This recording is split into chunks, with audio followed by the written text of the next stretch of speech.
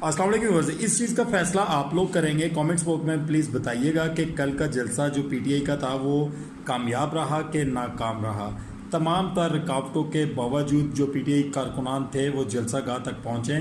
संजानी में होने वाला कल का जलसा, वहाँ जिस जलसा गाह के करीब जितने भी छोटे मोटे जो होटल्स थे वो तमाम होटल्स को जो है वो बंद करवा दिया गया और अवाम जो है कंटेनर्स लगने के बावजूद वहाँ तक पहुँची। और उसके बाद खैबर पख्तूनख्वा के जो वज़ीर आला थे अली मिप्पू गंडापुर साहब, वो भी रात को 9:30 बजे के करीब पिंडाल में पहुँचे और उन्होंने कारकुनान का जो खून था वो गरमाया और ऐसी होलनाक किस्म की तकारीर की उन्होंने कि पूरा पाकिस्तान क्या पूरी दुनिया देखती रहेगी कि वो ये वर्डिंग क्यों इस्तेमाल कर रहे हैं। उन्होंने बड़ी स्ट्रॉन्ग किस्म की और बड़ी सख्त किस्म की वर्डिंग जो है वो गवर्नमेंट के लिए और इस्टेब्लिशमेंट के लिए इस्तेमाल